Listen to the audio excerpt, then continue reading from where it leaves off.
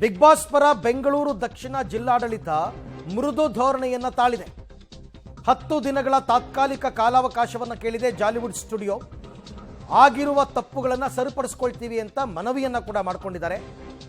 So Bengaluru ದಕ್ಷಿಣ ಜಿಲ್ಲಾಡಳಿತ ಈಗ soft corner ಅನ್ನು ತೋರಿಸ್ತಾ ಇದೆ. ಬಟ್ ಪೊಲ್ಯೂಷನ್ ಕಂಟ್ರೋಲ್ ಬೋರ್ಡ್ ಅವ್ರು ಏನು ಮಾಡ್ತಾರೆ ಅದು ಇಂಪಾರ್ಟೆಂಟು. ಅವ್ರು ಕೇಳ್ಕೊಂಡಿದ್ದಾರೆ ಆಗಿರೋ ತಪ್ಪುಗಳನ್ನ ನಾವು ಸರಿಪಡಿಸ್ಕೋತೀವಿ, ನಮಗೊಂದು 10 ದಿನ ಟೈಮ್ ಕೊಡಿ ಅಂತಂದ್ಬಿಟ್ಟು ಜಿಲ್ಲಾಧಿಕಾರಿ ಮನವಿಯನ್ನು ಪುರಸ್ಕರಿಸಿದ್ದಾರೆ. ಇಲ್ಲ ಅಂತ ಅಲ್ಲ, ಪರಿಸರ ಮಾಲಿನ್ಯ ನಿಯಂತ್ರಣ ಮಂಡಳಿಗೆ ಮನವಿಯನ್ನು ವರ್ಗಾವಣೆ ಮಾಡಿದ್ದಾರೆ.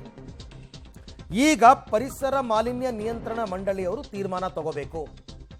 ಎಲ್ಲ ಮುಗಿದೋಯ್ತು ಅಂತ ಅಲ್ಲ, ಪಿಕ್ಚರ್ ಅಭಿ ಬಾಕಿ ಹೇ ಅಂತಾರಲ್ಲ, ಇನ್ನೂ ಕೂಡ ಪಿಕ್ಚರ್ ಬಾಕಿ ಇದೆ. ಪೊಲ್ಯೂಷನ್ ಕಂಟ್ರೋಲ್ ಬೋರ್ಡ್ ಅವರು ಏನು ಮಾಡ್ತಾರೆ ಅಂತಕ್ಕಂಥದ್ದೇ ಸ್ಪಷ್ಟ.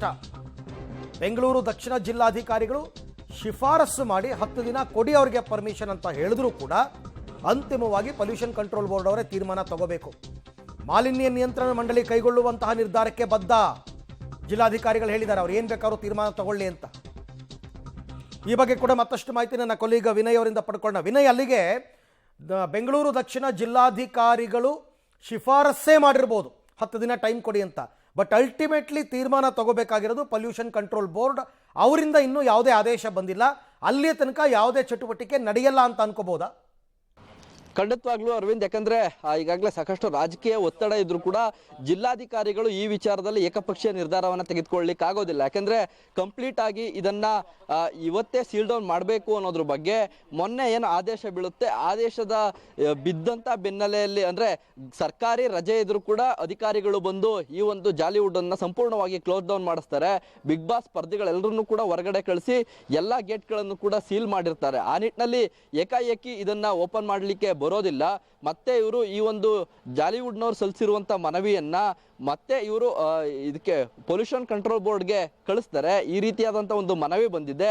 ಆ ಸಮಸ್ಯೆಯನ್ನ ಸರಿಪಡಿಸ್ಕೊಳ್ಳಿಕ್ಕೆ 10 ದಿನಗಳ ಕಾಲ ಷರತ್ತುಬದ್ಧ ಒಂದು ಅನುಮತಿಯನ್ನ ಕೊಟ್ಟು ಅವರಿಗೆ ಓಪನ್ ಮಾಡಲಿಕ್ಕೆ ಅವಕಾಶ ಕೊಡಬಹುದಾ ಅನ್ನೋದ್ರ ಬಗ್ಗೆ ಕೂಡ ಅವರಿಗೆ ಅದನ್ನ ವರ್ಗಾವಣೆ ಮಾಡ್ತಾರೆ. ಅವರು ಅಂತಿಮವಾದಂಥ ತೀರ್ಮಾನವನ್ನ ಇದರಲ್ಲಿ ಕೈಗೊಳ್ತಾರೆ. ಯಾಕಂದ್ರೆ ಕಂಪ್ಲೀಟ್ ಆಗಿ ಹಿಂದೆ ಕೊಟ್ಟಿದ್ದಂಥ ನೋಟಿಸ್ಗಳಿಗೆ ಜಾಲಿವುಡ್ ಯಾವುದೇ ರೀತಿಯ ತಲೆ ಕೆಡಿಸ್ಕೊಂಡಿರಲಿಲ್ಲ. ಅದಕ್ಕೆ ಉತ್ತರ ಕೊಡುವಂಥದ್ದು, ಸ್ಪಂದನೆ ಮಾಡುವಂಥ ಕೆಲಸವನ್ನ ಮಾಡಿರಲಿಲ್ಲ. ಈ ಕಾರಣಕ್ಕಾಗಿಯೇ ಇವರು ಇಷ್ಟೊಂದು ನಿಯಮ ಉಲ್ಲಂಘನೆ ಮಾಡಿ ಜೊತೆಗೆ ನೋಟಿಸ್ಗಳಿಗೆ ಉತ್ತರ ಕೊಡ್ತಿಲ್ಲ ಅನ್ನೋ ಕಾರಣಕ್ಕಾಗಿ ಕಂಪ್ಲೀಟ್ ಆಗಿ ಕ್ಲೋಸ್ ಡೌನ್ ಮಾಡಲಾಗಿತ್ತು.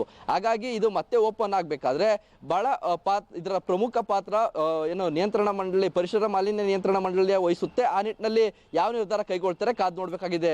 ವಿನಯ್, ತಮ್ಮೆಲ್ಲ ಮಾಹಿತಿಗೆ ಧನ್ಯವಾದ. ನೋಡೋಣ ಪೊಲ್ಯೂಷನ್ ಕಂಟ್ರೋಲ್ ಬೋರ್ಡ್ ಅವರು ಕೂಡ ಇವತ್ತೇ ತೀರ್ಮಾನ ತಗೋತಾರಾ ಇಲ್ವಾ ಅಂತಕ್ಕಂಥದ್ರ ಮೇಲೆ ಮುಂದಿನ ಚಟುವಟಿಕೆ ಎಲ್ಲ ಡಿಪೆಂಡ್ ಆಗಿರುತ್ತೆ.